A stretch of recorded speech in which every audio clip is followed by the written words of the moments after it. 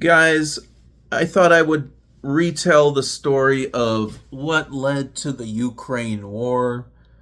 This is already going on years now, and it's just, it's the same thing that I've been saying for years. Basically, the Ukraine war was a big setup, okay, that they decided on in 2000. So imagine you have Y2K and all this, that's turn of the century, and they're like, what are we going to do with respect to Russia? I know. We're going to set up Ukraine to be a proxy to use against Russia. And they knew that the chances of that happening successfully were very low, that there would tons of money would pour into Ukraine, that it would be an exceptional kind of political situation that would get well funded. People would get rich, and even if it failed, they would come out ahead anyway. So it's like it's almost like, but the real thing that they sold the people on was the fear of Russian nuclear weapons. So this was they wanted you to start thinking about the Cuban Missile Crisis, all this stuff that like Russia is your existential threat. They have nuclear weapons. What are you going to do? And so it's like, this is like, okay, so NATO expansion, we're going to go and confront Russia. This is what my impression when I was a kid is they wanted to break up Russia, turn Russia into Yugoslavia, where it's like you're start and whatever America does all over the world, where it starts colonizing different parts of the world, where it starts trying to carve things up financially, through sanctions and loans that they have to repay a certain way. They have to have dollar denominated loans, so now they have to work extra hard to produce shit that the US wants in order to get any currency. And so just like it's so bad for these local economies, it turns them into these neo-colonial states. So now America is on the outs with the world because China's offering the alternative.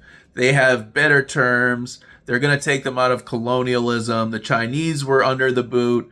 The Chinese were colonial victims. They don't want to see the rest of the world have to go through that. So now they're going to extend them the credit, give them the good capital. Now people don't have to be locked into colonial relationship with the United States.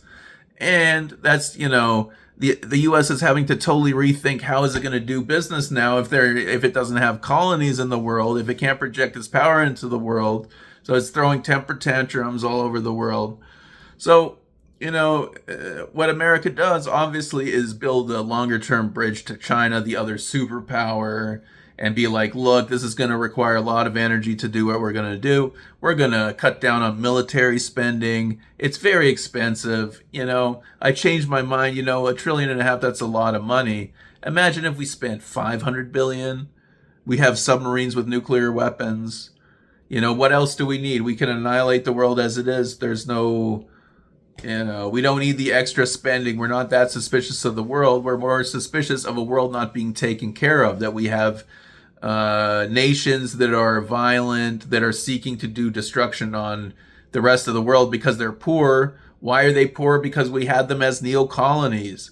So basically America needs to pull itself from the world and needs to bring those bases home, stop being an oppressive footprint in the world. And then from within, now it has all this money to play with, all this money to like invest in itself, all the infrastructure, the high-speed rail, super cities, social housing, healthcare, education, transportation, energy. And now the society runs, the quality of life is amazing for everybody. There are no homeless. North America looks fantastic. The cost of maintaining a quality of life is very low. And now that's attractive to foreigners who want to park their money into our real estate, want to purchase our natural resources. So we stay in the money for the long term anyway.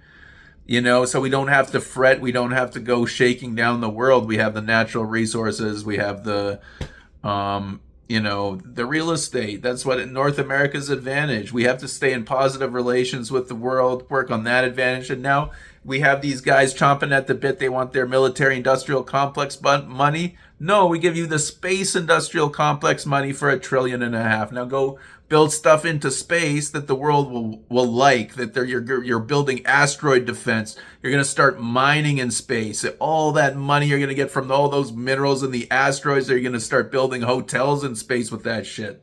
You know what I mean? So that's where the money is. You want to give your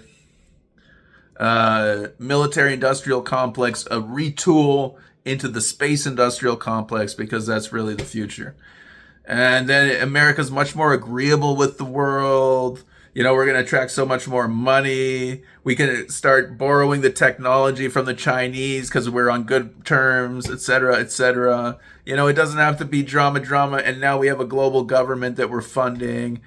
And now before you know it, there's the world's taken care of, and we've saved the day. So